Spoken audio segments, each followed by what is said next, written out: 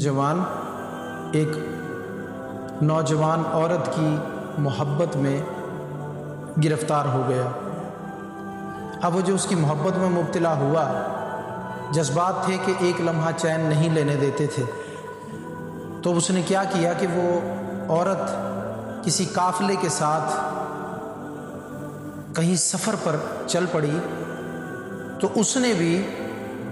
اس قافلے کے ساتھ چلنے کا ارادہ کیا اور پھر بالآخر اسی قافلے میں شامل ہو گیا۔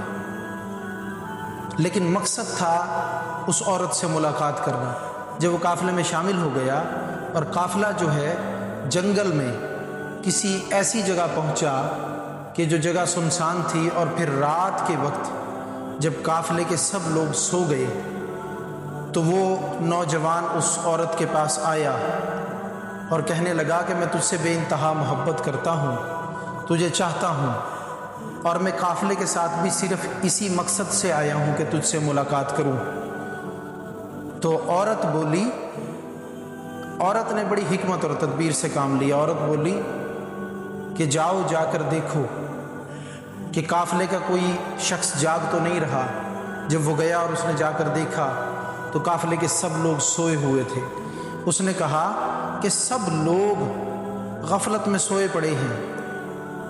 تو پھر عورت نے اس سے سوال کیا، یہ سب تو سو گئے ہیں، لیکن تیرا کیا خیال ہے کہ اللہ تبارک و تعالیٰ کی ذات بھی سو گئی ہے؟ تو جس انداز سے عورت نے کہا، جو خوف خدا رکھنے والی تھی، وہ نوجوان خوف سے کانپنے لگا اور کانپتی آواز سے کہا کہ اللہ کی ذات کو تو نہ اونگ آتی ہے نہ نیند آتی ہے، وہ تو مجھے بھی دیکھتا ہے اور تجھے بھی دیکھتا ہے۔ تو عورت کہنے لگی، کیا تیرا یہ یقین ہے کہ اس وقت وہ تجھے اور مجھے دیکھ رہا ہے؟ اس نے کہا، بے شک کہ وہ تجھے اور مجھے دیکھ رہا ہے۔ تو پھر اس عورت نے کہا، تو پھر ہم پر یہ ضروری ہے کہ ہم اس کے سامنے گناہ کرنے سے بچیں۔ اور نوجوان جو ہے وہ خوف سے کانپ رہا تھا۔ تو پھر اس شخص نے اللہ کی بارگاہ میں رونا شروع کر دیا، اور عورت کے بھی آنسو نکل آئے، اور پھر اس نے اپنے برے ارادے سے توبہ کی اور اپنے گھر کو واپس چلا گیا اور اپنی زندگی نیک کاموں میں گزاری اور نیک ہو گیا۔ اور جب وہ نوجوان فوت ہوا تو کسی نے اس کو خواب میں دیکھا اور پوچھا کہ اے نوجوان، اللہ تبارک و تعالیٰ نے تیرے ساتھ کیا معاملہ فرمایا؟ تو وہ نوجوان کہنے لگا، اس نے جواب دیا کہ میں نے اللہ کے خوف سے صرف ایک گناہ کبیرہ کو چھوڑ دیا تھا، اس کا ارادہ ترک کر دیا تھا، اللہ نے اسی سبب سے میرے تمام گناہوں کو بخش دیا۔ اللہ تبارک و تعالیٰ کی ذات کتنی کریم ہے کہ ایک گناہ جو گناہ کبیرہ تھا اس نے اس کو چھوڑا، اور خاص طور پر وہ گناہ جو ایک کشش کی جانب تھا، ایک محبت کی جانب تھا، اس کے ارادے کو ترک کر دیا، تو اللہ نے اس کے سارے گناہوں کو بعد مرنے کے بخش دیا۔ تو میرے دوستو، آج ممکن ہے، گناہوں کا دور ہے، ہر ایک کے پاس فون ہے، نوجوان لڑکی ہو یا لڑکا ہو، سب کے پاس فون ہے، اور یہ ایک تلخ حقیقت ہے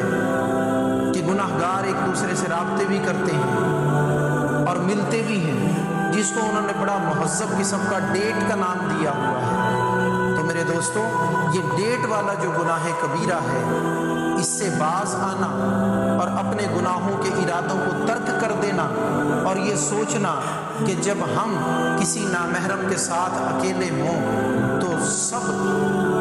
سے ہم چھپ جاتے ہیں، لیکن رب کی ذات سے نہیں چھپ سکتے، رب ہمیں دیکھتا ہے۔ تو میرے دوستو، کتنا شرمندگی کا مقام ہے۔ تو چاہیے کہ رب تعالیٰ کی ذات کا حیا کیا جائے اور گناہوں کو چھوڑ دیا جائے اور گناہوں سے بچا جائے، بلکہ افضل ترین یہ ہے کہ گناہوں کے ارادے سے خوف خدا کی وجہ سے باز رہا جائے۔ اگر ایسا کیا جائے گا تو امید ہے کہ جیسے اللہ نے اس ایک گناہ کے ارادے کو ترک کرنے کے سبب اس نوجوان کے گناہوں کو معاف کر دیا، اللہ ایسے گناہ کے ارادے کے ترک کرنے والوں کو بھی